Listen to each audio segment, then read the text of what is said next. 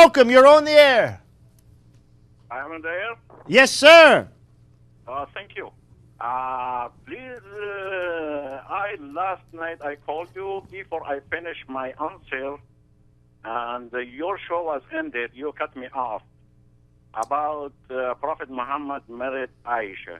Okay, go ahead. So she was 9 years old. That's right. And I told you that God created a woman when she sees the monthly period. That means she is ready to be married. Okay. You know what is the reason behind this one? Because the God wants us to protect our child, our daughter from adultery. You know, between 10 and 18, it is like 9 years or 8 years more. Our daughters in middle school and high school, they commit adultery every day.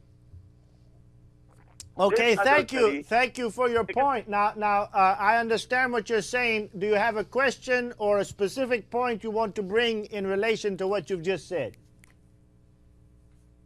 What I want to tell you why the God said you can marry your daughter to someone at that age, which the God created the girl and said she is ready now. Okay, okay, Abdul, thank you. You know, it's very interesting because... I have another comment also, please. Okay, we heard your point. Let us respond, then go to your next point. You know, it's very interesting that in Islam you have the hijab and you have to cover up your women, and I never have understood that. Does that mean that Muslim men are unable to deal with the temptation?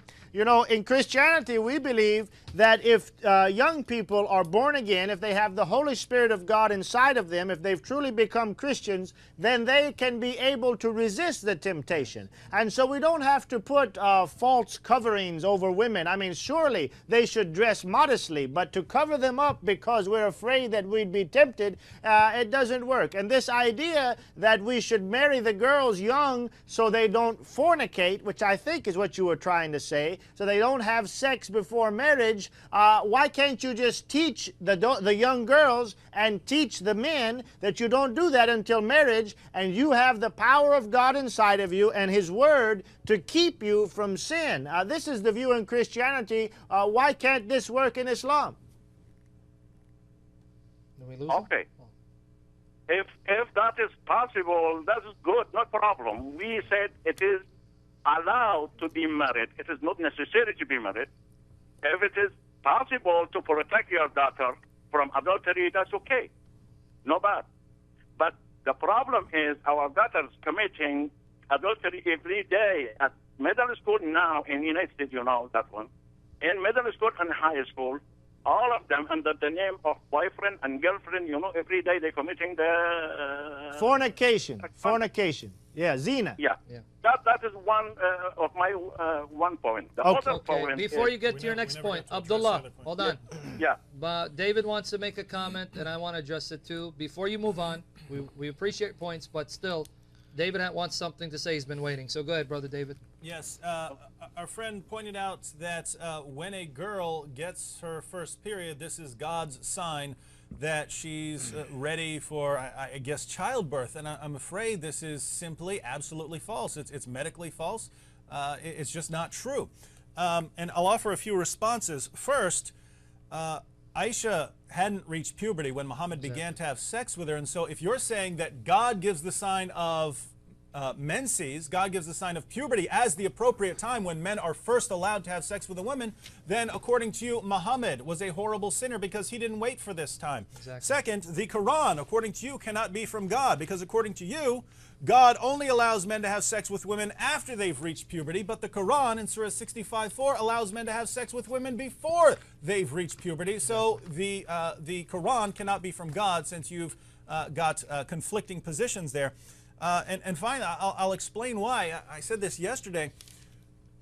When a girl gets her first period, this is not a sign that she is ready to give childbirth. Find me a non-Muslim doctor who will say that. What doctors say is that puberty, that when a girl gets her first period, this is the beginning of puberty. It's not a sign that she's ready to give birth. It's a sign that a change has begun in her body, which several years down the road will allow her to give birth. Yes.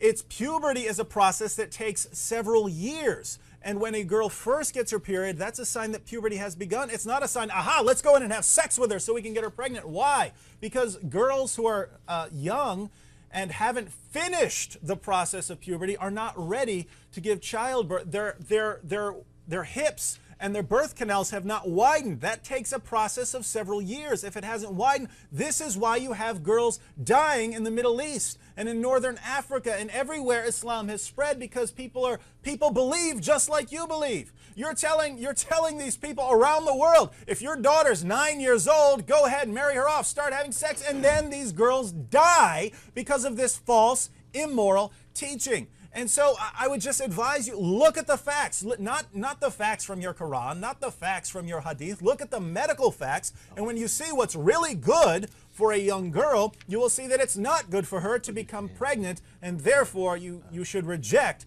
what you're claiming, and you should reject Muhammad as a prophet. Okay, Abdul, just let Sam say one thing, and then we're going to give it back to you. Quickly, Sam. I'm sorry that we're bombarding you, but David Wood said that Aisha hadn't reached puberty and that the Quran doesn't sanction someone reaching puberty or having monthly cycles in order for you to marry them.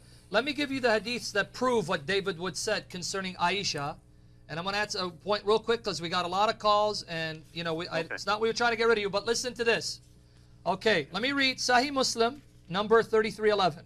Pay attention here, that when Muhammad married Aisha and consummated through sexual intercourse, Aisha had her dolls with her.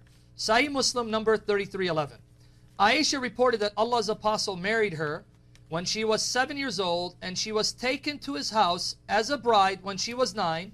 Her dolls were with her. So she took her dolls with Muhammad to his house when she was 9, and the Prophet died when she was 18 years old. So he consummated the marriage and she was still playing with dolls. Now, Sahih Bukhari, volume 8, number 151. Sahih Bukhari, volume 8, number 151.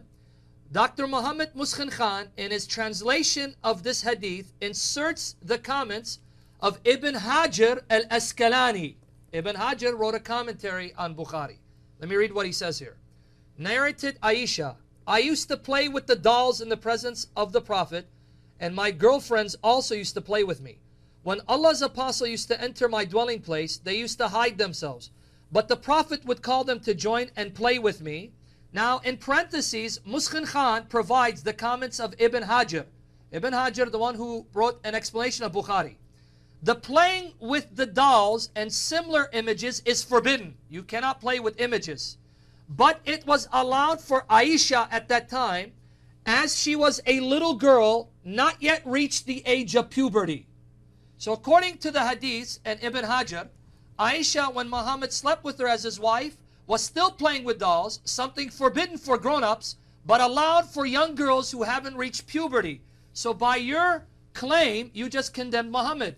And you're still left with the problem, why would a 54-year-old marry a 9-year-old? Let's say you're right, your argument makes sense, we can't refute you. You don't marry a 9-year-old to a 54-year-old who's old enough to be her grandfather.